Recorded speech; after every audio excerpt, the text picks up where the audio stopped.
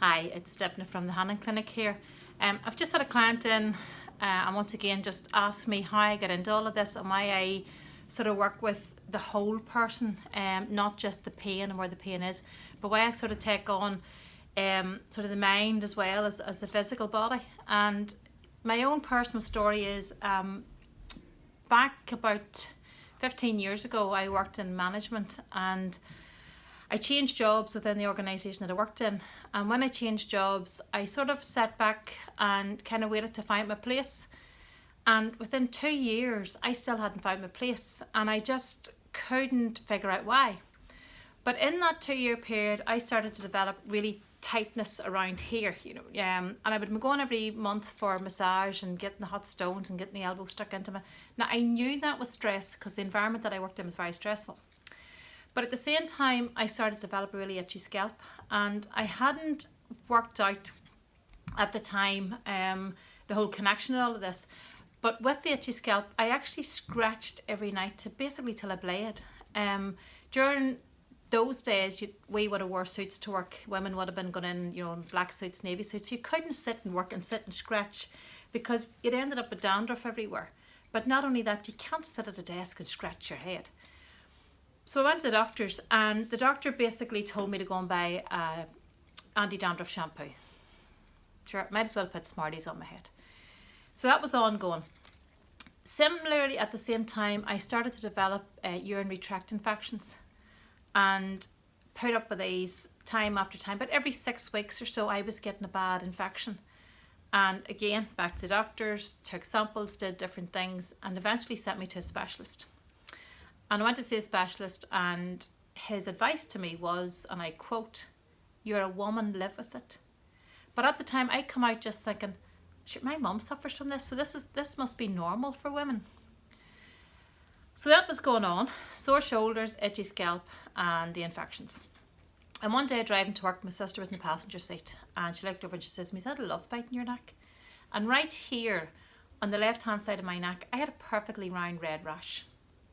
Now, it was a way up here, which meant after that I had to start wearing scarves to work. I tried different creams, nothing worked. Again, back to the doctors. And when I went back to the doctors, he Googled it and he says, "Put Nigerol shampoo onto that neat," which I did.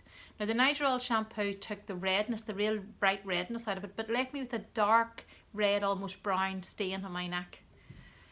And for months I was wearing scarves to work.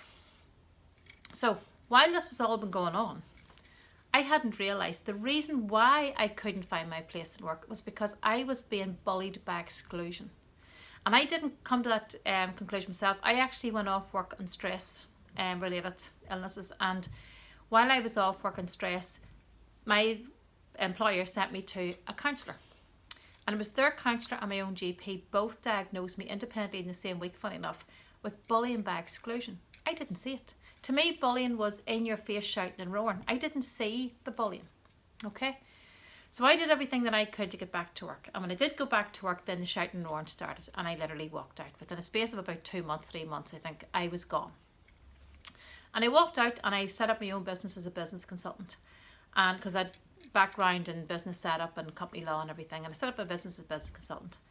And about 3 months into it, I realised I had no itchy scalp, I had no rash, and I had no urinary tract infections. Now, I haven't had any of those symptoms in the last 15 years. It was then I realised that was all stress related, and I put it all together. So how I ended up getting into the clinic and doing what I do now was about a year after all of that, I hit the wall.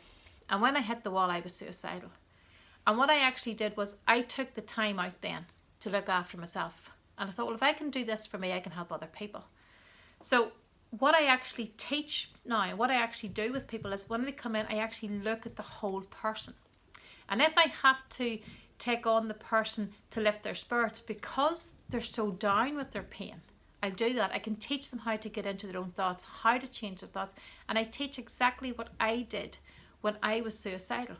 What I did actually to stop myself putting myself over the edge. And when you get the combination of people who have pain and are fed up with the pain, there is a mind-body aspect to all pain. There is. And there's also this ability now, and it's becoming more prevalent. There's more and more out there in the media now about it. There's more research been done, that the mind is such a powerful tool that we should be using it more to unlearn the pain. Now, I say that, I'm sort of saying you can't actually unlearn it. You can't unlearn something that's happened to you. I mean, if I was to hit somebody a slap across the face, they can't unlearn that. But what we can do is create new neural pathways so that they don't think about it and they think about other things. And that's where I come in. So when people come in to me, I actually take on the whole person. So sometimes they lift the spirit because they're just fed up with their pain. But sometimes I find the pain is because of their stress. And that's what makes me different from a lot of the other clinics that are out there. Now, I will be doing wee future blogs like this, and I will keep you posted, but I will be showing you how to do that and why you should do it. But just for now, know that there is a real strong connection between what you're thinking about, the stressors that you're under, and most people don't know the stress they're under unless it's a major impact. But the day-to-day stressors of just going to work, paying the bills, whatever, that actually can have a detrimental effect to your well-being. And it comes out in physical forms. In fact, there are 33 different disorders or symptoms that we know of caused by stress alone. And these are everything from migraines right through to irritable bowel to the pain in the shoulders, what most people associate with stress. So keep posted for future blogs, future posts, and I'm going to take you through how to do this. I'm going to show you what exactly I did to change my life and what I now teach to people, and it works. So thank you. This has been Dipna from the Hannon Clinic. Thank you. Goodbye.